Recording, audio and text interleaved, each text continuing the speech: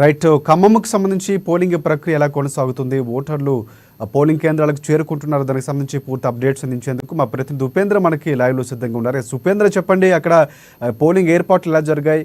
సమస్యాత్మక ప్రాంతాల్లో కానీ మొత్తంగా పూర్తి స్థాయిలో ఓటింగ్ ప్రక్రియ ఎలా కొనసాగుతుంది? ఓటర్లు చేరుకున్నటువంటి పరిస్థితి ఉందా? పూర్తి అప్డేట్స్ ఏంటి?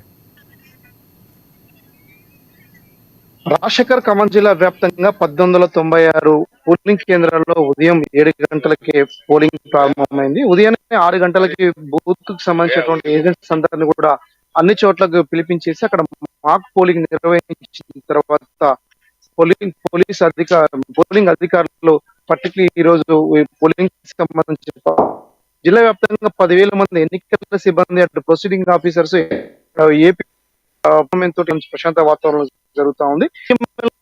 సంబంధించి అక్కడ సెక్టర్ అధికారులు కూడా నియమించి కూడా ఫ్లయింగ్ స్క్వాడ్ కూడా ఉంచి నిన్న మొన్నటి వరకు కూడా ఎండలు మండిపడినటువంటి వేళ ప్రస్తుతం 29 డిగ్రీల సెల్సియస్ కొనసాగుతున్నటువంటి ఈ యొక్క ఉష్ణోగ్రతకు సంబంధించి ప్రస్తుతం ప్రశాంతమైనటువంటి వాతావరణం కూడా సహకరించడంతో ఉదయాన్నే బారులు తీరుతున్నటువంటి నేపథ్యం కూడా ఖమ్మంలో కనబడుతుంది.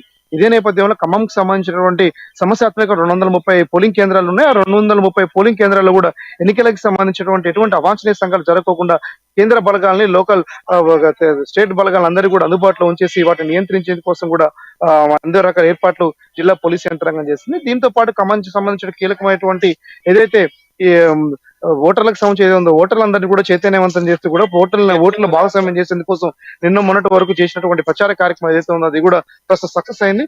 అర్బన్ ప్రాంతం, రూరల్ ప్రాంతంలో ఓట్ల సరళి తగ్గుతుంది అనేటువంటిది ఒక కీలకమైనటువంటి అప్డేట్స్ గుర్తించినటువంటి ఈసీ అర్బన్ ప్రాంతంలో కూడా ఓటర్లందరినీ కూడా పూర్తి స్థాయిలో తీసుకొచ్చేసి ఓట్లను సక్రమంగా ఉపయోగించుకోవాలి, ప్రజాస్వామ్యబద్ధంగా వినియోగించుకోవాలని చెప్పేసి జిల్లా కలెక్టర్ ఒక అవేర్నెస్ ప్రోగ్రామ్స్ నిర్వహించడంతో కొంత చైతన్యం ఇస్తుంది. ఉదయాన్నే ఖమ్మం నగరంలో ఎస్ఆర్ఎన్ బీజర్ కళాశాల ప్రాంతానికి చెందిన అనేక మంది ఓటర్లు కూడా అంటే ప్రధానంగా ఇంటెలెక్చువల్స్ ఎక్కువగా ఉన్నటువంటి ప్రాంతంలో అనేక మంది ప్రజానీకం కూడా ఇక్కడికి వచ్చేసి ఓట్లు ఉపయోగించుకుంటా ఉన్నారు. ఇదే నేపథ్యంలో ఖమ్మంకి సంబంధించినటువంటి కీలకమైనటువంటి ప్రజాప్రతినిధులందరూ కూడా అటు ఎంపీ అభ్యర్థులతో పాటు మరోవైపున ప్రస్తుతం ఉన్నటువంటి మంత్రులు కూడా భట్టి విక్రమార్క మదిరకు సంబంధించినటువంటి ఓటు హక్కు వినియోగించుకున్న నేపథ్యంలో మరోవైపు అటు కల్లూరుకి సంబంధించిన పొంగులేటి శ్రీనివాసరెడ్డి ఓటు హక్కు వినియోగించుకున్నారు. మరో కీలకమైనటువంటి నేత ఎవరైతే తుమ్మల నాగేశ్వరరావు గొల్లగూడెం ప్రాంతంలో మాజీ మంత్రి పువ్వాడ అజయ్ కుమార్ కూడా మమతా హాస్పిటల్లో ఓటు హక్కు వినియోగించుకున్నారు. అంటే జిల్లాలో ఉన్నటువంటి ప్రజాప్రతినిధులందరూ కూడా ఉదయాన్నే ఓటు హక్కు వినియోగించుకుని తమ ప్రచార కార్యక్రమాన్ని క్యాంపెయిన్ ముందు తీసుకెళ్లేందుకోసం కూడా అన్ని ప్రాంతాలు కూడా పరిశీలించేందుకోసం కూడా ముందుకు పోతున్నారు. అంటే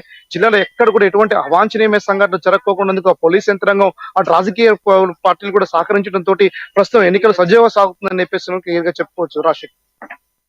right. Thanks for updates Upendra. మొత్తానికి ఖమ్మంకి సంబంధించి ఎన్నికల ప్రక్రియ ప్రశాంతంగానే కొనసాగుతున్నటువంటి పరిస్థితి కనిపిస్తూ ఉంది.